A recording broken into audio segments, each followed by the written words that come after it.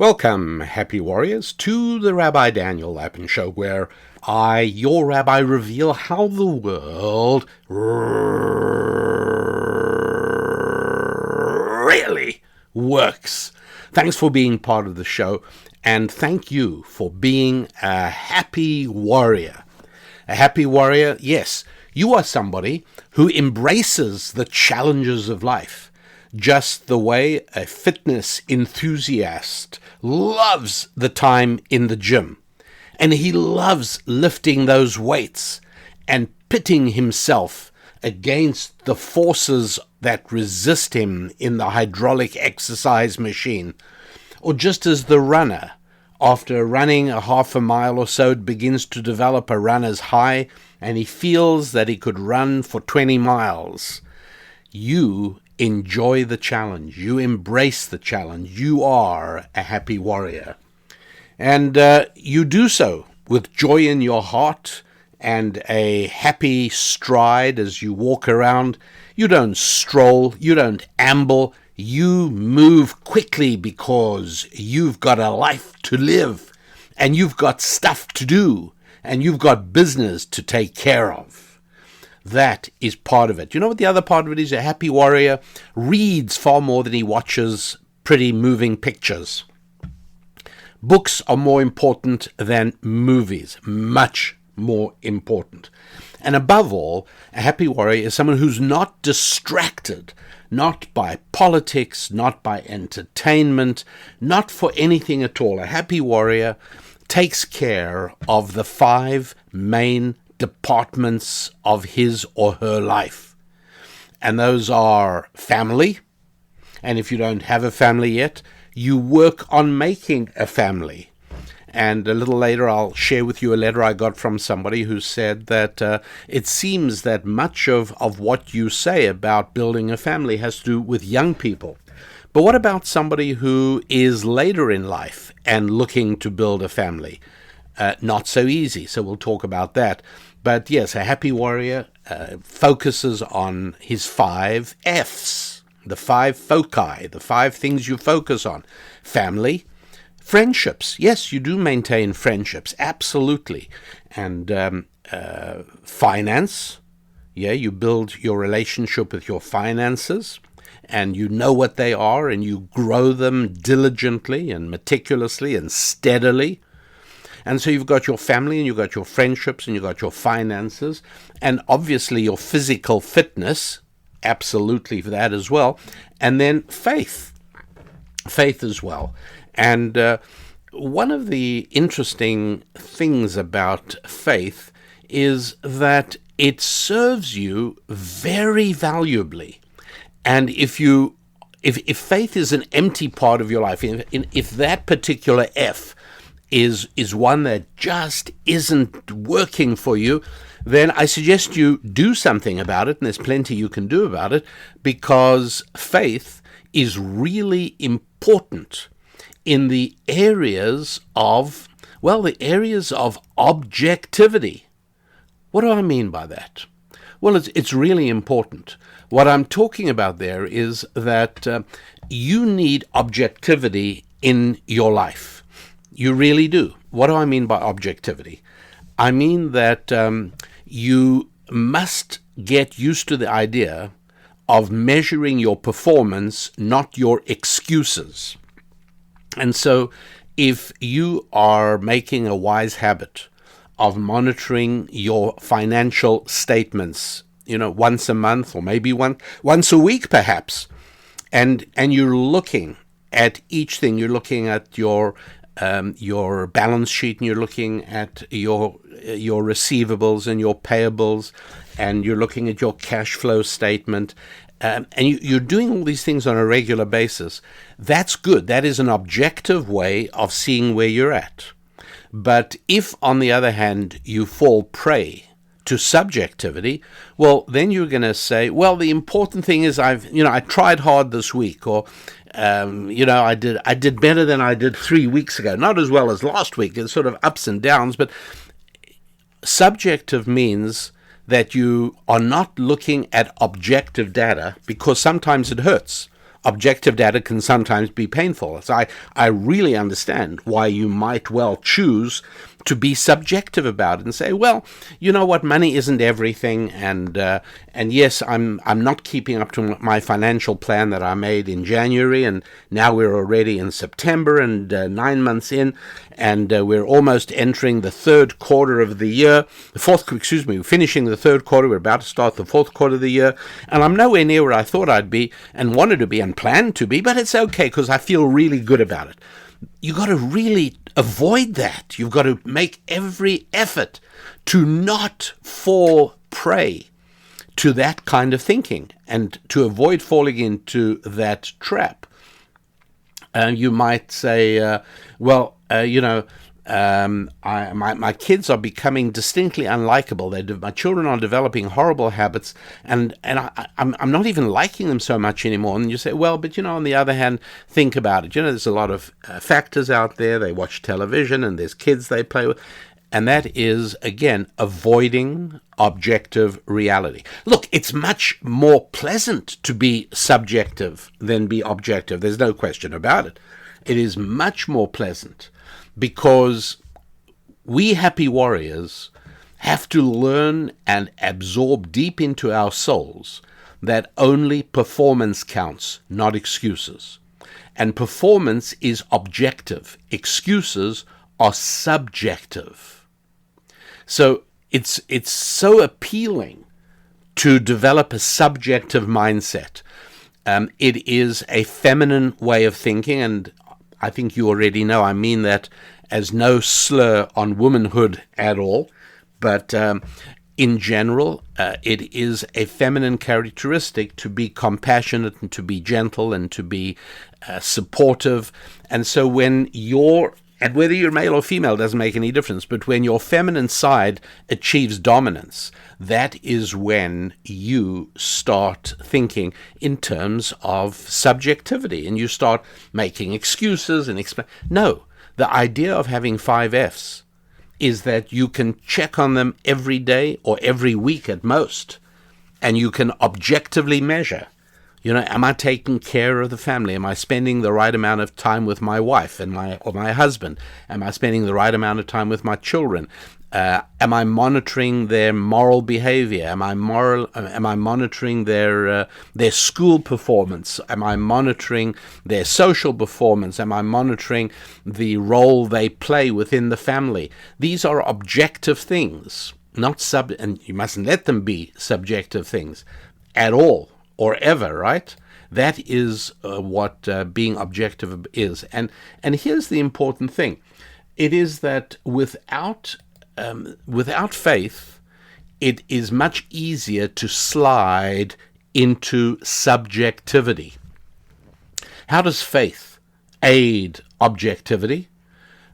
It provides certainties. It provides anchors. Faith lets me say, regardless of anything else, there are certain realities that I know to be the case.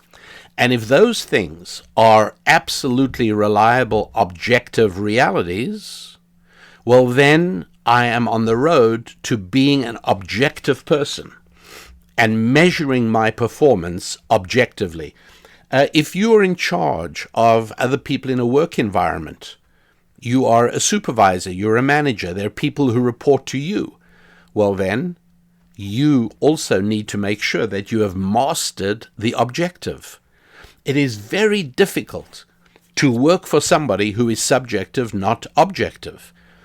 And that, by the way, is one of the reasons that many companies are uncomfortable with romantic arrangements between supervisors and those beneath them, because the other workers are the same level as the person who's having a romantic relationship with the boss.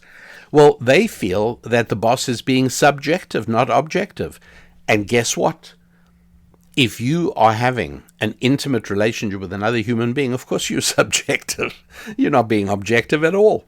This is one of the reasons that one of the books that we publish, and you'll see it at our website at rabbidaniellapin.com, is called Hands Off. This may be love. And the point of the book, and the reason we published it, is because we wanted to help people make objective decisions about marriage, not subjective decisions. Seldom do subjective decisions serve you well. And once there is physical contact between a man and a woman, objectivity is out the window. It's almost impossible for ordinary people to be objective once that is a reality. It's what I'm saying is such an obvious truth that I shouldn't need to belabor it at all. I'm sure every happy warrior understands this almost intuitively. And so what the name of the book is, it's so well titled. Susan Lappin titled the book, and hands off, this may be love. In other words, if you think there is any real potential for a deep, enduring, lifetime relationship here, then for heaven's sake, hands off. Try as much as possible to remain objective so that the decisions that you both make are wise decisions. And that's obviously something really important.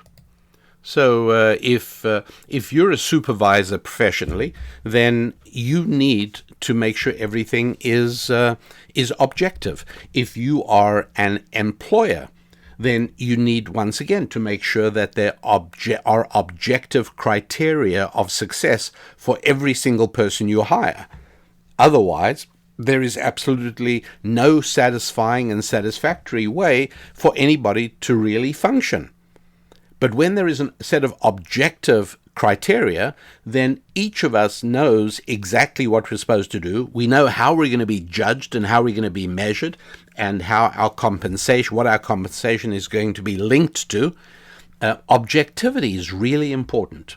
And what is more, objectivity tends towards being a masculine characteristic, whereas subjectivity tends to be a feminine characteristic. Obviously, there are times to be subjective. Husbands and wives do it all the time. My wife overlooks flaws in me that she wouldn't overlook in somebody who is working for her, for instance, and quite rightly, right?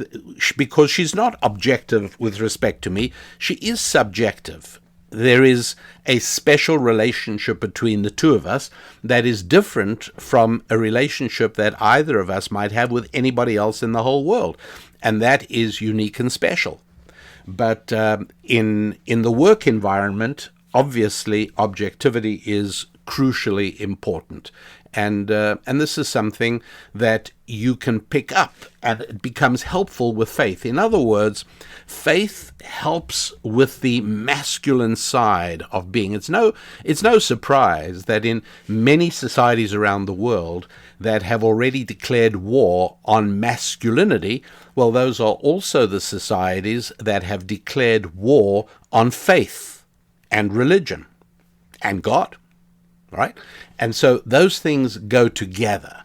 It's not that faith has no role for women. I don't have to waste time issuing that caveat. Of course it does. It helps and aids everybody.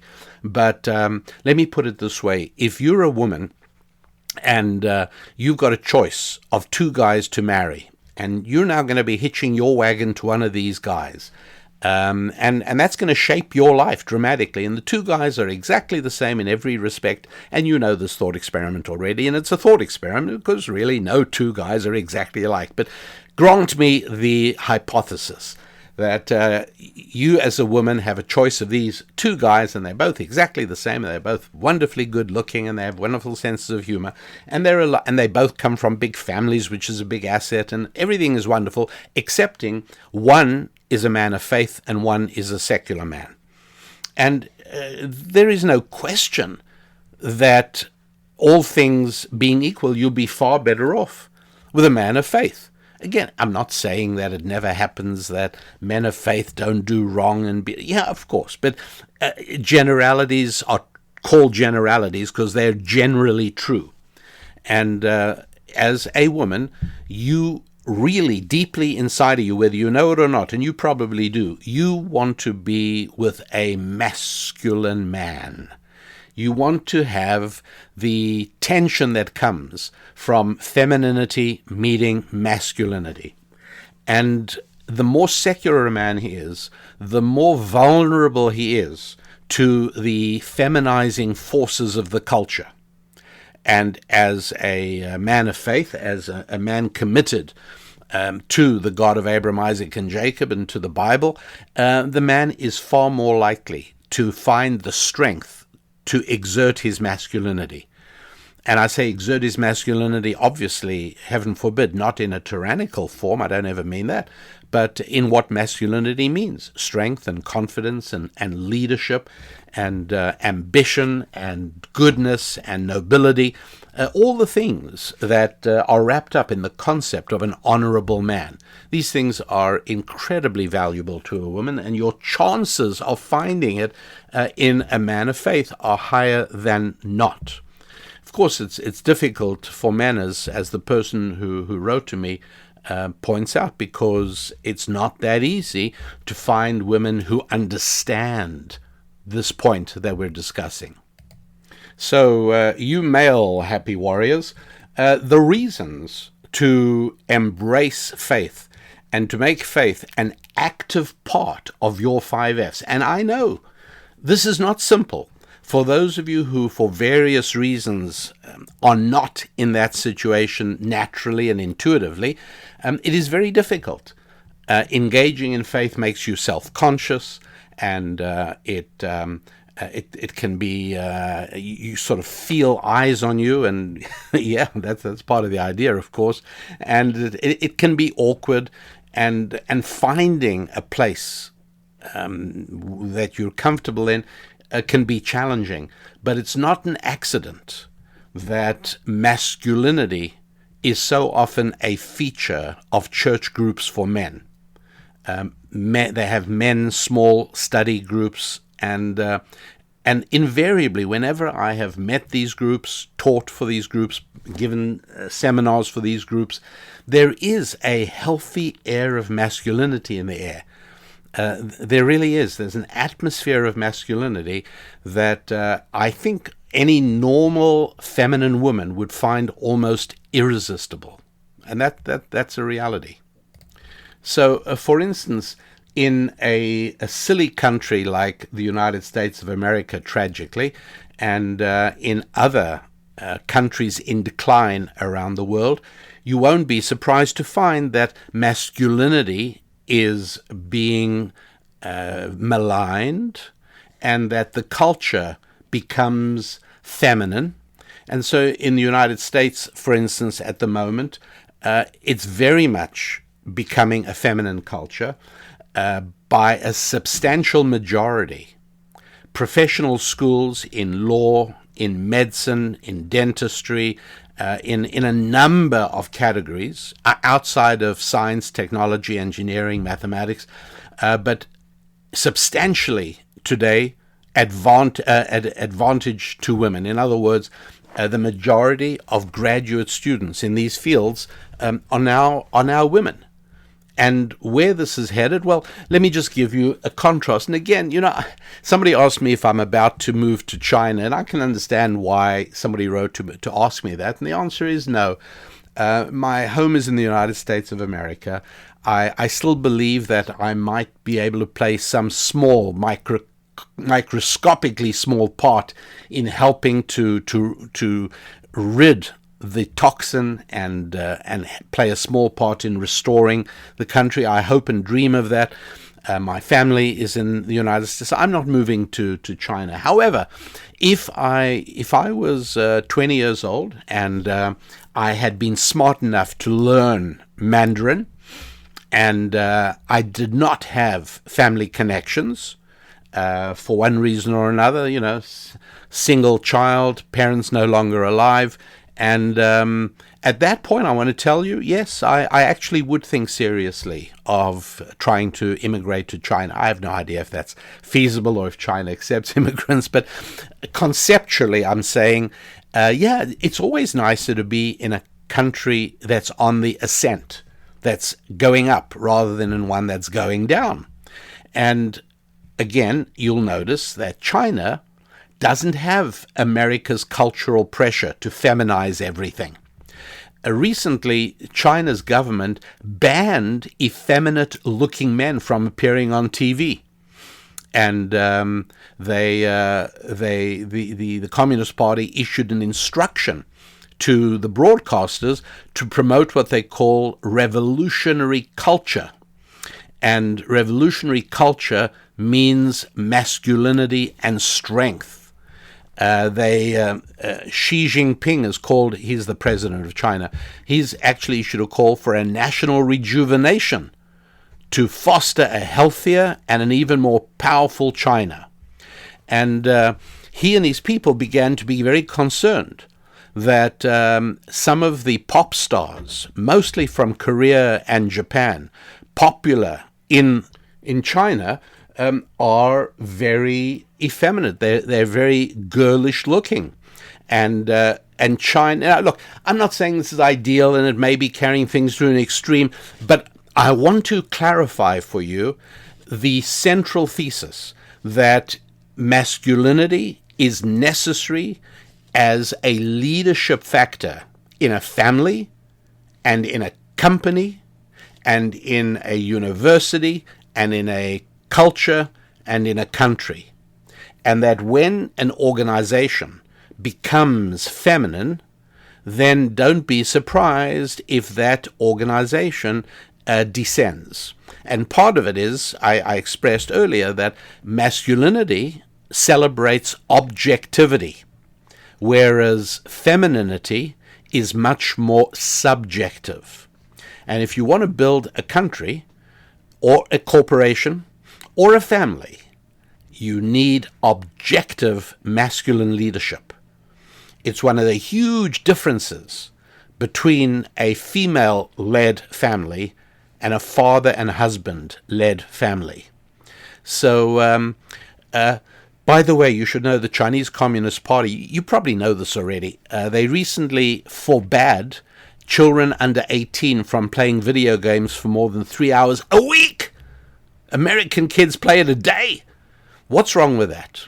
Well, what's wrong with it is that watching things, and you might say, well, video games are somewhat active, but you are still not outside doing something physically. You're not laying bricks or framing a house. You're not kicking a ball around for lack of a better thought of something to do physically. But a video game is intrinsically as feminine as sitting on the couch and watching television. And that's why it is that testosterone of men who watch a lot of TV drops. Right? This has been tested over and over and over again. The masculinity of men who spend a lot of time watching, it changes. They become feminized. Okay, why is that? And again, my desire that the show should be something that children can listen to and that you can choose to listen to with your children, I'm going to say something now which is perhaps something that you may want sheltered. I will in any event try and say it in adult terms. But let me put it this way, that masculinity at its peak moment of expressing its masculinity is an extremely active thing. In fact, we even might refer to it as performance. You know, as a man might sometimes go to a doctor and say, I'm having trouble with my something performance, okay, because it's something done. Whereas for a woman, and I'm not saying it's desirable or great for a woman's role to be utterly passive. Obviously there's an expression of joy and ecstasy and libido, obviously, but it is fundamentally a receiving mode, whereas the man is a giving mode. It's fundamentally more of a passive mode, whereas the man is engaging in what is more of an active mode. In other words, masculinity is active. Femininity tends to be more passive. And so the Chinese Communist Party quite wisely says, cut it out, no more than 3 hours a week. Why? Because, and again, to the extent they know this and understand it, I have absolutely no idea or no evidence, but it's objectively a wise move because they are diminishing the feminizing effect that sitting in front of a screen has on us. Right? You need to understand that and maybe think about it a little bit. But he even, I read a piece, again, translated, but I imagine it's probably not far off off accurate, where President Xi Jinping also said, he says, listen to this. He asked the Chinese people, quote, to discard their illusions about having an easy life, and instead he dares them to struggle. And then he goes on to protect the country's integrity, security, and sovereignty. But that's what I say to happy warriors. Don't I say dare to struggle? Go ahead. And last week we spoke about moving out of your comfort zone, leaving the comfortable place you're at, and confronting the unknown with joy and confidence and excitement. Dare to struggle. They're doing something very right. I'm sorry it's another country and not the country in which I live doing something very right. And tragically, the country in which I live right now is doing a whole lot that is very, very wrong. That is just how it is. For those of you who keep up with the news of the United States of America, you will watch that as secularism has swept the country from the beginning of the 1960s, what has also happened is objectivity has been dispelled and basically extirpated from the culture.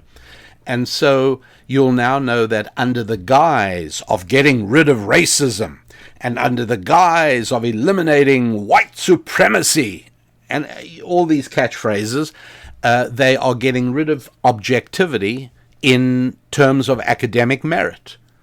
And so whereas the entry to elite schools in Brooklyn, New York, were very much tied to merit examinations, they are now going to be planning to award places in these schools according to racial demographics.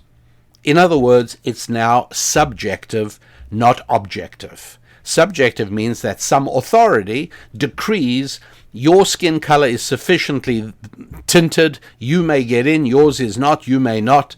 Whereas up till then, it had been objective. Any human being of any shape or size or color or gender or wealth status or anything at all, anybody had the ability to work and study and master the material and succeed, doing very, very well in the entrance examination and gaining admittance.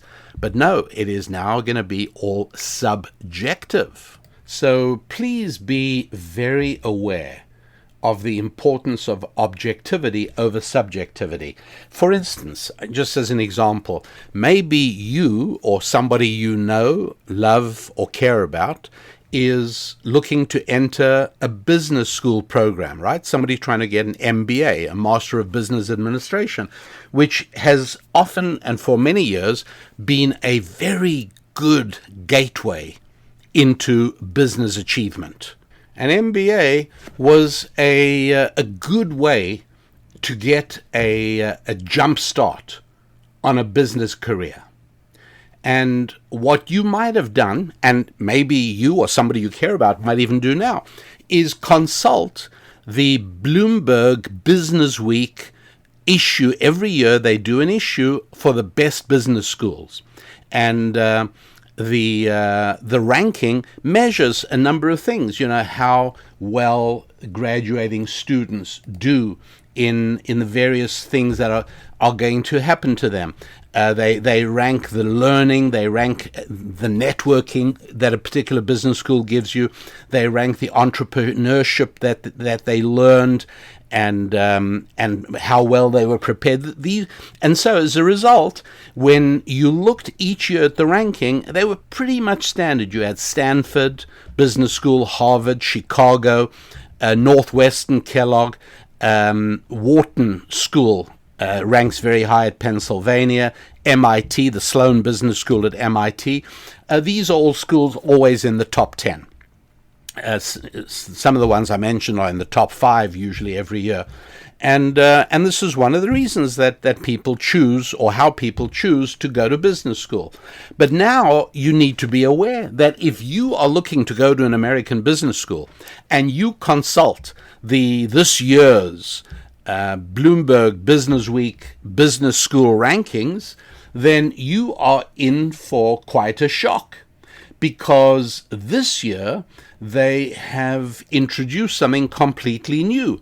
Perhaps I should let the Bloomberg Business Week speak for itself. I quote, "For the 2021-22 ranking, we added a 5th index for U.S. schools." Right? What are the 4 they've always used? Business school education, compensation, learning, networking, entrepreneurship.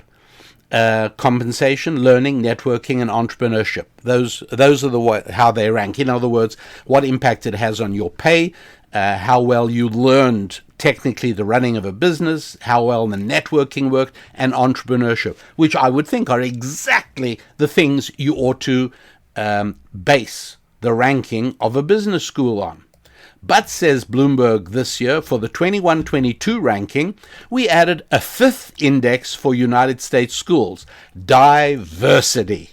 For the first time, schools are providing data on race and ethnicity and gender in their classes in a standardized way we can measure. Anyway, not surprisingly, you won't be shocked to hear that this has turned the listings completely upside down. So, as a public service to any of you who are thinking of applying to business school, or anyone you know or care about applying to business school, do not use this year's Bloomberg Business Week rankings. It's nonsense, because they've replaced objectivity with subjectivity. It's now all a question of race and gender. Karl Marx would be sitting up in his grave, drinking a toast and smiling at his pal dead Engels, and he'd be saying, "Engels, my brother, we have won. In the United States, we have finally won. It's taken 100 years, but we've done it." And that's what they'd be saying, because business schools are now ranked in a different way. So Wharton is way down because it doesn't have enough diversity. But I assure you, Wharton remains an outstanding business school. Pay no attention to the current issue of Bloomberg Business Week business school rankings. It just doesn't make any sense at all. So objectivity is important, and it so happens that faith is a really helpful way to help generate your ability to be objective. And by the way, whether you're male or female, you need to bring out your masculine side very often for many, many different things. If you're helping your child with schoolwork, the feminine side of you, whether you're man or woman, the feminine side of you is going to be saying, "Oh, this kid has tried so hard. He's really, really tried.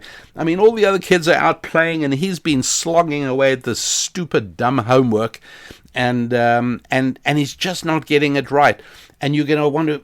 And yet the objective side of you, the male side of you, is going to say, "You know what, the teacher's probably, although who knows these days, but most likely the teacher's going to care about the right answer and the right methodology. Effort doesn't count, and shouldn't, by the way. Performance is what matters in the real world, and that's all. Not your skin color, and not your effort, and not how hard it was for you. None of those things actually matter. People have to really understand that, of course. And faith is an incredibly useful tool. In other words, as you build your faith, you are also building your ability to intuitively think objectively, which is enormously valuable. So, not surprisingly, as America becomes a more feminized country and a more secular country, because faith goes along with objectivity, and secularism goes along with subjectivity. Faith helps strengthen genuine masculinity, which isn't simple, by the way. It's not easy. And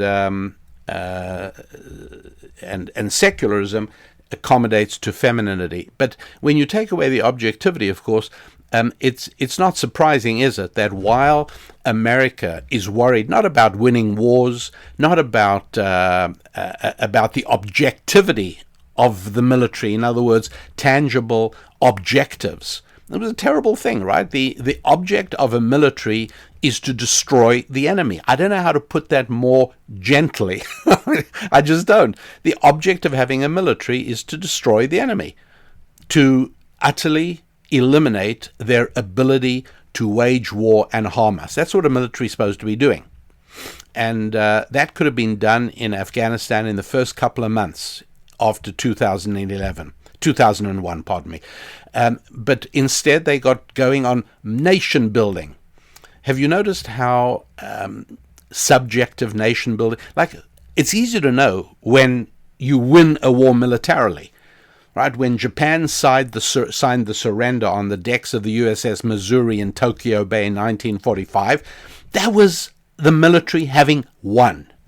When Germany signed an unconditional surrender and Hitler committed suicide, that was winning. Because when you make a military objective masculine target, then it's easy to know when you've won. But if you turn the mission of the military into nation building, then you've got hardened Marines building classrooms for little girls. It's very nice, but it could be done by some NGO. It doesn't need to be done by the United States Marines. And by all of this focus on femininity and subjectivity, instead of all they're doing is talking about toxic masculinity. They're not promoting masculinity like the Chinese are. They are attacking masculinity. And in addition, they're coming up with all the new genders they claim to have discovered. They're obsessed with making sure that men can claim to be women and women can claim to be men. And as a result, our society in the United States of America has become more feminized and more infantilized. But you, who are concerned with your fitness, and you're concerned with your family, and you're concerned with your finances, you will understand the huge, immeasurable value of masculinity, the huge value of objectivity. And if you're a man or a woman, all right, as I said earlier, man or woman, there's still a time to allow the masculine side of you to gain dominance. You have to have that. Now, here is something that I think you're going to like. Community is important. Sometimes, that's a sort of catch-all for family and for friendships. But community is also helpful when you have a goal. Let's imagine you have a fitness goal. It's really, really useful to have a fitness community, right? A group of men, if you're a man, a group of women, if you're a woman, and yes, they do need to be sexually segregated, if you don't mind.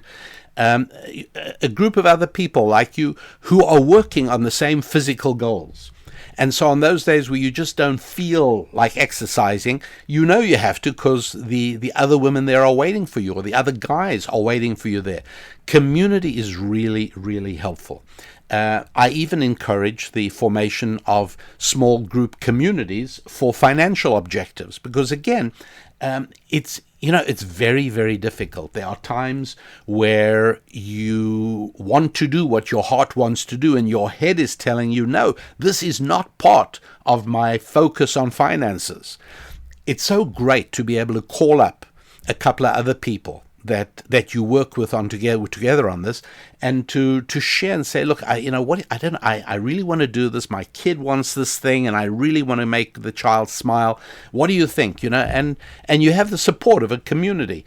And so for that reason, we started the whole Happy Warriors community, And right now we have a brand new basic membership so that anybody can become a Happy Warrior and gain access to the Happy Warrior community. So here it is. The website is wehappywarriors.com. Right? You know how to spell warrior, right? WARRIOR, and put an S on the end for the plural, and put We Happy in front of it. We Happy Warriors, one word, .com. WeHappyWarriors.com. and then you look for the Happy Warriors Basic membership. And I'd like you to come on board. We're all in this together. We're all focusing on our 5 Fs. It's not easy. If it was easy, everybody would be able to do it. We need to be warriors because it's a fight. It's a challenge. You're fighting your own internal resistance. You're fighting the culture. Sometimes you even have to end up fighting your family members. Not grievously or anything, but in terms of swimming upstream against the cultural flow. You've got to be a salmon. And it's so much easier to do it as part of a community. So join me and let us gain strength through our numbers, okay? It's wehappywarriors.com, and then look for the Happy Warriors Basic membership. And that way you're able to join in. We've changed it so that you can comment and communicate easily with one another. And it's a great place for forming sub-communities, for finding other happy warriors who are focused on exactly the same challenges you are right now. And the whole goal of this is we're trying to foster a community atmosphere. We're not big fans of some of the platforms out there. You know what they are. We're not huge fans of them for what for many of you would be known and obvious reasons. We rather have something independent, so as that people who are genuinely committed to transforming their lives through the 5F rejuvenation program, you can do that by becoming part of the Happy Warriors membership community, and you'll be able to do all the things that can be best done with numbers, with a community, so much more easily than individually by ourselves. That's a reality. God created us to connect and to communicate and to cooperate and to collaborate, and through all that to be able to create. And that is a really important thing, to connect and to communicate and to collaborate and to cooperate, and thereby to create. So make a note of this website. It's not the usual website, rabbidaniellapin.com, but it's wehappywarriors.com.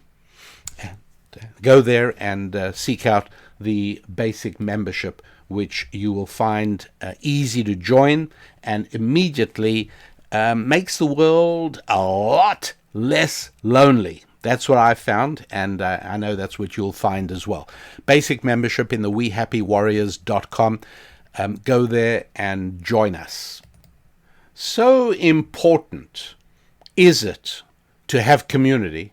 So important is it to be able to connect and to communicate and to collaborate and to cooperate and to create, right? Because it's not possible to create alone. Please absorb that into your whole being. Make that a part of your understanding of how the world really works.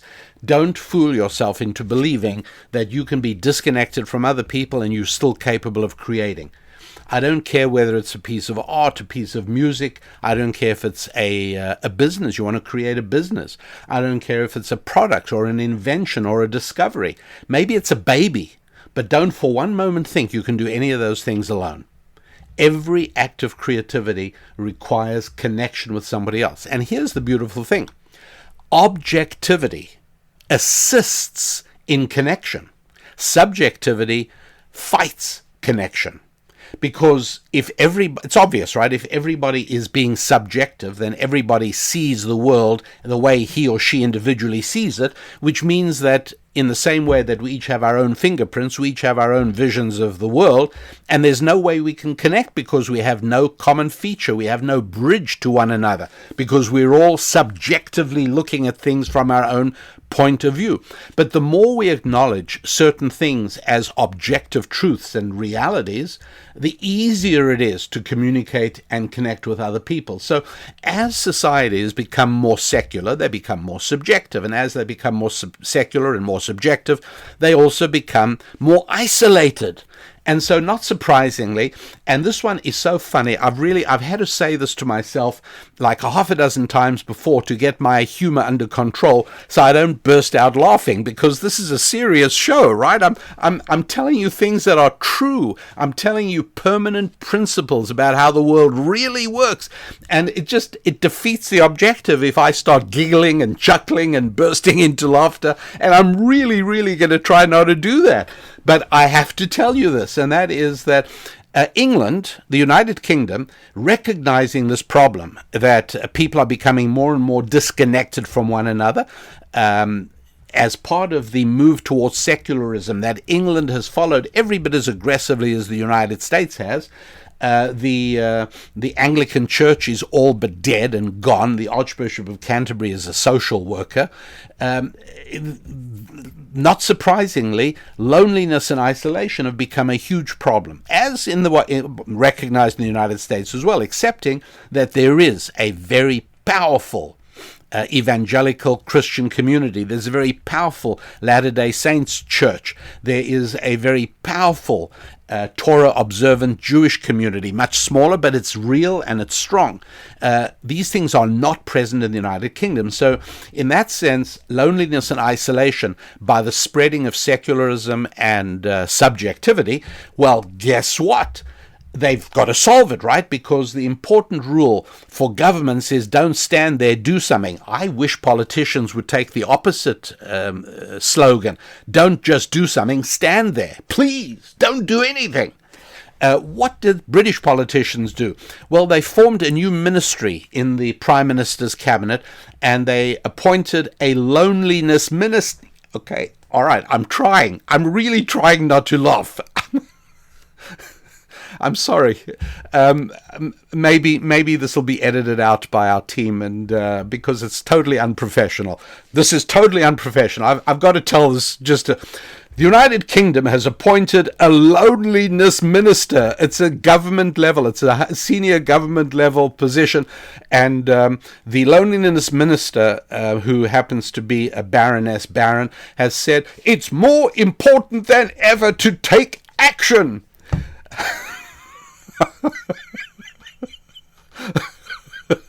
I mean, pardon me, you must forgive me, please.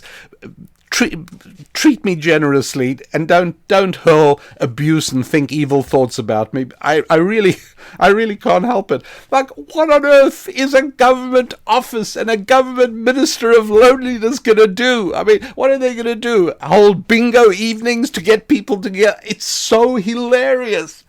And that's what, as if government caused the problem. How on earth can government do anything to solve this problem? All right, I'm going to stop talking about Great Britain's Minister of Loneliness. Just know that it's true. I wasn't pulling your leg. I'm not teasing you just to get a laugh. It's absolutely true. The United Kingdom has a ministerial level position, the Minister of Loneliness. It's like an Aldous Huxley novel or a George Orwell novel. It's hard to believe, but yes, these are the things that are happening. Having caused the problem in the first place, they are now going to use more of the same solution that caused the problem to... Okay, it's enough. I've got to go on to other better things. All right, on to something much more serious. I'm going to read one or two letters to you that I think you'll find as interesting as I did. Obviously, I'm stripping out anything that could even remotely identify the writer. So I'm not saying where they're from or anything at all. I'm just saying it's somebody who writes, Dear Rabbi Lapin, I routinely listen to your podcasts and I appreciate the topics you select and your profound wisdom.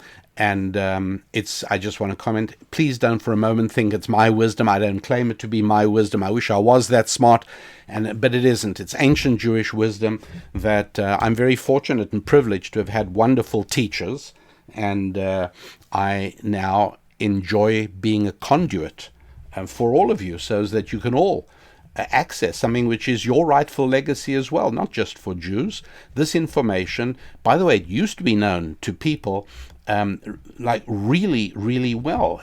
Universities, until not that long ago, all taught Hebrew. It was regarded as one of the classics. People understood these things, but now, of course, it's not the case. So this person writes and says, I shall endeavor to not pontificate too much in order that we might make progress. I am single and always have been, not for lack of trying. My plan was to marry and have a family. In 30 years, I've utterly failed at even getting past the first step, which is very unusual for me. I have a wall full of advanced degrees in science and engineering. I've been very successful in my career. I've been responsible for millions in sales of my employer, products to customers all over the world, and I've accumulated much investment of my own. I also do extensive volunteer work, and I know many other single men who have similar stories. Now, I do agree that exceptions do not make the rule, but I cannot agree that just because a male is single does not mean he is a worthless scourge upon society. I've written back to this person, by the way, and thanked him for his letter, and I did say that I absolutely would never call a single person a worthless scourge upon society. I never do that. I have referred to single people as social dynamite, and that's using the words of George Gilder. But a worthless scourge upon society, no. Anyway, this person writes, could he improve his contribution? Probably, and one way might be having a wife and family. But if women won't have us, what are we to do? There is much that can be done without a wife or family, even though it might not be what we are looking for. I have had to make many unplanned changes in my life due to challenges God put in my lap. I gladly embraced them and made the necessary changes to perform what God asked me to do. And then he goes on to describe family members who became ill and had bad things happen, and how he abandoned his career for 10 years to take care of family members. And so then he says, while I do not disagree with your point, I believe you have oversimplified your position and denigrated many who fit the profile of being single men. I know several others who made similar choices to mine. We were following your 5 Fs. And now find ourselves denigrated because we are not as successful in the marriage department. I do not know why women won't have me or the other single men I know. I see drunks and drug addicts and philanderers and all sorts of others chosen over us every day. I'm not perfect. I'm open to any criticism you may have that offers insight and enables me to make the necessary changes to become successful. And just me again, I obviously don't know nearly enough about this person writing to be able to make any suggestions yet. I have some thoughts, but at the moment I don't know. I don't know anything. He writes, I'm willing to address my faults, but it becomes difficult when the particular faults causing the problem are not understood. I have numerous female friends. They are all married. I know their husbands and we all get along. I've asked them and I do not get an answer as to why females find me unattractive. I know I'm not handsome. I'm in excellent shape, but I'm not an athlete, nor am I over 6 foot tall. I treat people well. And he describes other things about himself, all very, very positive. I'm leaving them out because some of them identify the part, where he lives. In my view, you often imply what males must do to become the man a woman wants, but you never provide specifics. While I had a father, he was absent most of the time. He came from a terrible situation and his mother died when he was very young, so I did not have a father role model. That is probably one issue. I've spent thousands of dollars and hundreds of hours through years of therapy working on that and many other things. So I've not sat on my hands doing nothing about this. Therapy is not a cure-all, but can be helpful. Likely other things are needed too. I'm active in my church and actively participate in a small group Bible study. Many of the men have upbringing similar to mine, but they have somehow been successful in creating families. I shall continue to listen. I appreciate your wisdom, including on this topic, but I think a more useful approach would be to provide some guidance on fixing the problem instead of simply pointing it out. Fair enough. I mean, that's a fair enough criticism. I accept it. I wrote back to this gentleman and I gave him from my transcript exactly what I did say about single men. And look, if I say that most acts of terror around the world have been committed by believers in Muhammad, that's not the same as saying most believers in Muhammad commit acts of terror. That's simply not. If I say that most criminal activities and most acts of violence, in the United States at least, according to the FBI statistics, are committed by single men, then that's not saying all single men commit crime. And I certainly never said that, that single men are a worthless scourge upon society. Obviously not. And as he correctly says, the exception is what proves the rule. He obviously is an exception. I don't know enough to say what the problem is. I don't know how old he is. I don't know if he's ever had a real relationship with a woman at all. Maybe, could it be that he's never had a relationship with a woman at all? And that could be an issue. There are a number of things that could be the case here. By the way, if any of you hearing me read this letter have some thoughts, please write to me, would you? And let me know. In this case, the website is not wehappywarriors.com. That's in order to join Happy Warriors basic membership. But you go to rabbidaniellapin.com. And there, not only can you see our book, the Hands Off, This May Be Love, but you can also write to me and tell me, anything you think about anything you hear revealed in this letter. Anyway, I've written to the gentleman. I gave him 9 important questions for him to answer if he wanted me to react. He has hitherto not yet written back at all. So that is that letter. And you know what? There's one more I did want to tell you about. And all right, well, that one I'm going to have to look for it for just a second. Okay, I'm assuming you find these letters as interesting as I do. I hope you do. I'm not going to do a lot of them. I'm not going to take a lot of time, but because I still have one more thing to tell you. Dear Rabbi Lapin and Susan, I've been an avid follower of your weekly podcasts, teachings, thought tools, you name it. I haven't missed one since I started listening to you 4 years ago. I've bought almost all your books and lectures, read and listened to them uncountable times. The ideas from ancient Jewish wisdom you share have literally saved my life. May have literally saved my life. I came across your teachings by what I now know better not to call a coincidence, but divine guidance. It was a very difficult period of my life. I was depressed, suicidal, dirt broke, jobless, confused about life and God. I was single, and I was a 27, 28-year-old male. I'm 32 now, happily married to a great, beautiful woman. We have an amazing son. I'm not dirt broke. I have a healthy relationship with God, better friends, and I'm growing every day in worthwhile career achievements. Ergo, growing every day in my 5 Fs. I tell you all that because the one single most significant thing I can put my finger on as to what helped me transition from that very dark place to this much better place is the perspective you share. I'm eternally grateful to you and Susan and to all those who support you behind the scenes. I came across this video on YouTube about solid-state batteries possibly entering... Okay, that's something else. While I've heard you speak so many times about lithium-ion batteries, I don't think I've heard you speak, and it goes on to these. I know you're very busy, so I'll exercise my muscle of self-restraint and end this letter here.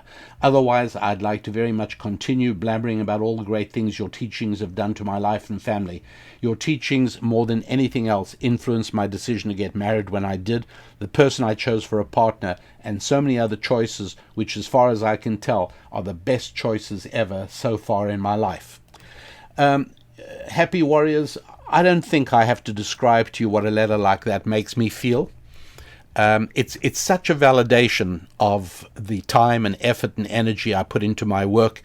What can I tell you? I'm profoundly grateful to this individual for having taken the time and trouble to have written a letter to me that is so searingly self-honest, and in which he so candidly acknowledges the role that ancient Jewish wisdom and the 5F rejuvenation program have done for his life. So thank you for writing that letter. Let me do one more and then we'll finish off.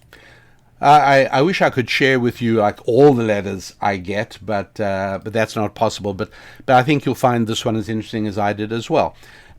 Dear Rabbi Daniel Lapin, I write you from the beautiful city of, and obviously I'm not going to tell you what city it is, and then he says, in the hope of getting yet another pin on your map. Rabbi, I'm a faithful listener of your podcast for over 2 years now, and I'm now mentoring a group of younger happy warriors here in our city. We need your input on 2 questions. The reason I write is that I feel I do not have grounded and satisfactory answers for myself, and I feel also for the other men in our group who look up to me for a good example. I believe that the answers will benefit the listeners also of the Rabbi Daniel Lapin podcast. I am a 45-year-old happy warrior, divorced father of 2 daughters. I work 2 jobs, and he tells the jobs he is in, and they're impressive. I came to know you while searching for details about, and then he told me about the avenue that brought him, an area of research that put him in touch with me, and so back to the group Younger Happy Warriors that I mentor. At the outbreak of the pandemic, we started meeting every Saturday for breakfast to check in with each other about progress on our 5 F's. By the way, it's like I said, right? Have a community. It's really, really valuable, and does so much. And he goes on and he says, time and space prevent me from detailing the blessings and stupendous personal growth that the Lord has brought about in this group. Now, more men and even women want to join us. Here is my first question. What should be the stance of happy warriors in the face of forced vaccination and digital vax passports that are unfolding a bit everywhere around the world? Personally, I decided to reject vaccination and the digital passport. Reasons are multiple, but overall I resolved not to capitulate to tyranny. Yet now I worry that pretty soon I may end up losing my job at the university, or even being put out of my company. I don't fear so much being ridiculed, but I fear not being able to feed my daughters and pay for their schooling. Moreover, I fear I may be giving bad advice to the men in my group. And so he asks, what do I say about that? And the answer I gave him, I responded, the answer I gave him was that I don't believe that this is the hill to die on. I grit my teeth. Personally, every molecule in my being resents the idea of, the President of the United States or Anthony Fauci or any other minuscule little moral midgets imposing a mandate on me as to what I have to do with my body, whether I should vaccinate or not, and the empty cavern that is used for validation is public health. When all they're doing is, again, driving wedges between people and making it impossible for people to connect. I hate every bit of it, but it's not the hill to die on, for a number of reasons which I explained to, and I said that even I accept that I may have no option. I mean, my business travel requirements, it may compel me. I may literally have to go ahead and do it, and if so, I will. I don't think I should. I don't want to. I have COVID antibodies, but nobody's going to pay any attention to any of that. It's going to simply be you either have the documentation or you don't. So I answered him that, and I said that, for somebody who's got responsibilities with a family and other responsibilities, I don't think this is the hill that it's worth fighting tyranny on. I think there may be other times in the future where my answer will be different, but on this one, you just have to bow your head to tyranny and recognize that freedom is not one of the 5 F's. There are many times we have to live without the freedom we would prefer. And there's nothing we can do about it, to be honest. But there is something we can do about all our 5 F's, the real 5 F's. He goes on and says, the second question is, how should a man that is no longer young approach dating? I'm 45 years old, but how do I court a woman? I have the feeling that your advice in this regard mostly applies to young men and women in a church-believing community. Let me explain. Let's say I meet a woman and ask her out. She understands that we are knowing each other, but she will expect some move, physically speaking. At least she will after a couple of dates. If I disclose to her that we are to see each other towards something more serious, and that this implies no physical intimacy, I will sound awkward, and this will be a turn-off to her. Bringing the subject clearly will make my date think I'm rushing things. She herself has not had enough time to get the information to decide whether she wants to get more serious or not. If an alternative I do nothing, she will be confused and inclined to think I don't like her, or worse, and listen to him on this, it's a good point, worse, that I don't have the masculine drive she expects. In any case, likely there will be no third date. This is an unfortunate pattern, but it nowadays seems to be very much how the world really works. I observe that typical church dating courting advice does not work very well when trying to approach women that do not go to church, nor does it work very well for those that go to church for that matter, but that's another discussion. Church-believing communities in my city are small, and so on and so forth. He goes, and That brings the second question is important, since the foundation of our men's group is this: to inspire men to work on themselves, to become better men, to find a wife, and to get married. Let's just see if the rest of the letter is personal. I will add two final pieces of information that may be relevant. First, as you might expect, the men currently in my group have been following your advice of working on themselves to become the right person. Thus, most of them are successful in attracting interesting ladies. Second, I myself have been trying my best to keep myself pure before God and declining offers for intimate encounters. I believe that God will bless me with the right person. I do not want to short-circuit his holy plan. This has been very hard. No, he said very, very hard, but I feel I have the responsibility towards my group of happy warriors and hold myself to the highest standards I possibly can. Thanks so much for reading through, Rabbi Lapin. I hope we'll get an answer from you. You really are, I should say, our rabbi and will be for many years to come. God bless you and your family, and so on and so forth. Best wishes. Terrific letter, right? Don't you think? Isn't that wonderful? I really, really terrific. And perhaps the last point for today is I want to explain something that may seem obvious and elementary to you, particularly if you are on the younger side.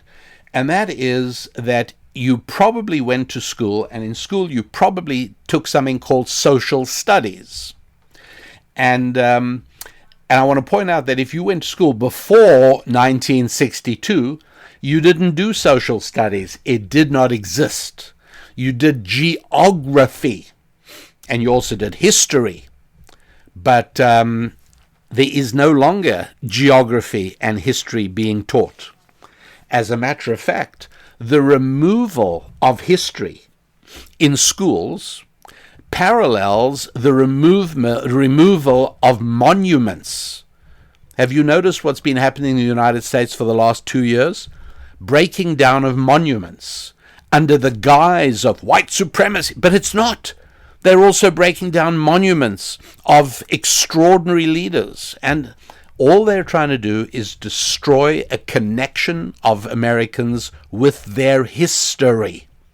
Again, this is a very basic model of secular fundamentalism. It was something that was taught assiduously by Karl Marx, and that is separate the people from their religion and from their history, and you can then make them do whatever you like. All you got to do is separate your people from their history and from their religion, and then you can do whatever you like. And so geography and history are replaced by social studies. Well, again, here's the difference between geography and history on the one hand and social studies on the other. The difference is that geography and history are objective. They're about facts. They're about real things. Social studies is subjective. By the way, I would strongly recommend that you seriously distrust anything that has the word social in front of it. Social justice? Watch out, that's more fingers in your wallet. Social security? You'd be a fool to trust that. Social studies? Meaningless. It means that there is no way to measure teacher competence, because there is no such thing as an objective test in social studies, because social studies can be whatever the teacher wants it to be. It is entirely subjective. And what it does is remove history and geography. Now, I've told you what the advantage to centralized tyranny is of removing history. If you can strip the history of a people out of their hearts and out of their minds, well, your power as a tyrant is almost limitless. But what about geography? Why is it that if you went to school before the 60s, you studied geography, and you could speak about different countries in the world, and you could fill in the countries on a map? Today, university students in America don't know their history, and they don't know anything about geography. Of the world, nothing, and of America, nothing. But it used to be that if you did geography in school, And I went to school in Africa, and I was far from a good student, I'll confess. But even I remember doing geography, and I remember getting marked on being able to identify nameless shapes on an atlas of the world and say which country they are. And I needed to start learning about their population, how many people they were. We even had to learn about their economies, what their economies were based on. We had to learn about what their average domestic product was. There were lots of things we learned about countries. And why was that stripped away? Why is it that if your child goes to school now, they're not doing geography? Well, one of the reasons is because a theory emerged in the first part of the 20th century, particularly the 40s and 50s. A theory emerged that the way to explain why some countries succeed and others don't is because certain countries lie between the Tropic of Cancer in the north and the Tropic of Capricorn in the south, and countries in between those tropical extremes can never succeed. That's all there is to it. They just cannot succeed. And generally speaking, all these countries between the tropics are undeveloped and third world countries. And they didn't want to teach that anymore because it appeared to be objective. Now, I'm going to explain in a moment why it's a lie and it's not true, but I do understand them thinking that, particularly in the 1940s and 1950s. And one of the ideas of secular fundamentalism is subjectivity, like I've been telling you today. And anything that is objective, like an economic theory, right? Why do you not hear the simple fact that printing money produces inflation? Because they don't like anything objective. They want everything to be subjective, because secularism and feminization and subjectivity are three things that go together. And as long as we're going to make economics totally subjective, well, then we can say almost anything we like. It's this theory or that theory. And so modern monetary theory, MMT, means that the government can always print money because the government controls the printing press. So no harm there. It's not true. There is an objective, factual reality that when governments print money, they devalue it and they end up causing calamity. Just look at Venezuela, or look at Zimbabwe of a few years ago, or many other countries. This is very simple to understand, but only if you're willing to accept objective reality. And so geography seemed to suggest too much of an objective reality. And so they dismissed it. They would no longer teach geography. As you know, the Tropic of Cancer is the northernmost point on the Earth's surface where the sun appears directly overhead. If you go north of that, the sun is never directly overhead. And so in the United Kingdom, in Norway, in Italy, in Scandinavia, even at midday, the sun is at its highest point, but it's slightly to the south. Tropic of Capricorn is the same thing in the southern hemisphere, and if you go south of the Tropic of Capricorn, say to Johannesburg, South Africa, and you look up in the sky, even in the middle of summer at high noon, the sun will be at its highest point in the sky, but that highest point will not be overhead. It'll be slightly to the north. And it's only in the tropics, it's only in that belt around the globe between the Tropic of Cancer and the Tropic of Capricorn where the sun can actually be seen to be directly overhead. Obviously, that's why it is hotter in those called tropical regions. And there was this entire theory of economic belief. More recently, Jared Diamond in Guns, Germs and Steel has suggested something similar. And again, on the left, in leftist academia, this is probably still believed and accepted. And the reality, of course, is that It has absolutely nothing to do with the weather. They struggled for years, dealing with this question of why is it that Western Europe thrives financially, but in the tropics, countries are all undeveloped. And they said, well, it must be the Tropic of Cancer and the Tropic of Capricorn. These people are like witch doctors. They're actually professors in universities, but their level of sophistication is that of witch doctors. What I mean by that is they deliberately exclude any alternative information that could explain the phenomenon they are observing, because the outside information disturbs them more profoundly than the confusion and falseness disturbs them. What am I talking about? Well, they're saying we'll see Europe progressed and made all the strides, but how do you explain countries around the world in the tropics? They're third world and undeveloped. How do you explain it? Well, it's got to be the weather. Cold weather makes people more productive and more active. Warm weather makes people more somnambulant, and so they don't do anything. Well, that would be nice if it would. And now I'm telling you one of the major attacks and refutations of this silly theory, and that is that how does that explain why it was that until about the 10th century, nothing was happening in Europe? Europe was extremely undeveloped. About, not substantially better off than many parts of the tropics. What's the reality? My friends, the reality is a disturbing truth that universities would rather reject. They would rather be stuck with falseness, which they continue to teach their students, rather than telling them the truth. The truth is very simple. The truth is Christianity. It's as simple as that. When Christianity arrived in Europe and began to spread, that was when development began. And when Protestantism began in Europe about 500 years later, that's when it really took off. And it's really very noticeable.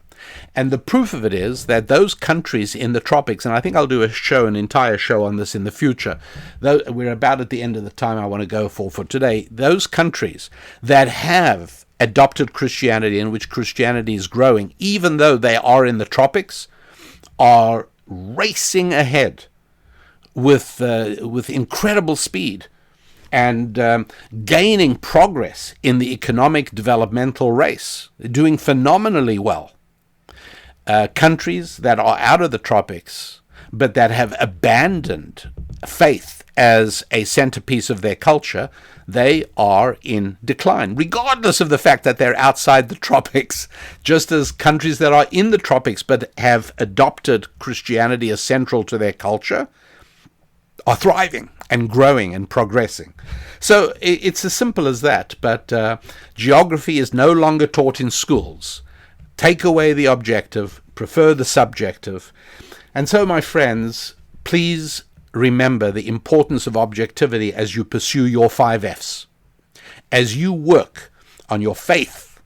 And yes, it's important because faith helps you with objectivity, which is so important for your finances and so important for your friendships. Very hard to have friends with people, to be friends with people, each of whom is everyone's subjective. How do you maintain a friendship? The answer is you don't. And that is why in the Soviet Union and other extremely communist societies, people didn't trust each other. How can you trust somebody who has a totally different view of reality than you do? And so faith and finances and friendship and family and fitness, objectivity is really important. Masculinity is under threat, and we need it urgently. Obviously, women have to have a masculine side in themselves. There's a part of a life of a woman that requires objectivity, but there's also a lot that requires subjectivity.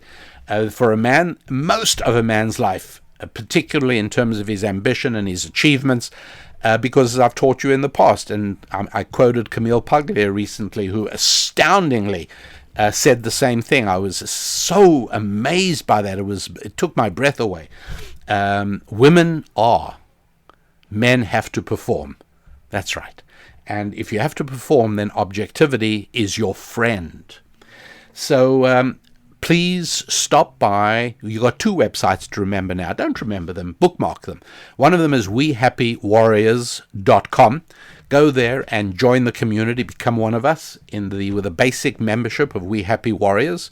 And I look forward to seeing you there, and that's where we're going to communicate and connect and collaborate and create and build our community. And also at rabbidaniellapin.com. That's a good way to communicate with me. You just go to the About Us tab where you'll read all about Susan Lapin and me. And you'll also be able to contact us right there. I get to see your letter, and I always appreciate them regardless of whatever you say. And also, if you want to take a look at the book, which is called Hands Off, This May Be Love, well, you'd go to rabbidaniellapin.com, you'd look for it over there. So, my dear friends and erstwhile happy warriors, I want to wish you a week of incredible progress and growth in your relationships with your family, with your friendships, with your fitness, your finances, and your faith. I'm Rabbi Daniel Lapin. Till next week, God bless.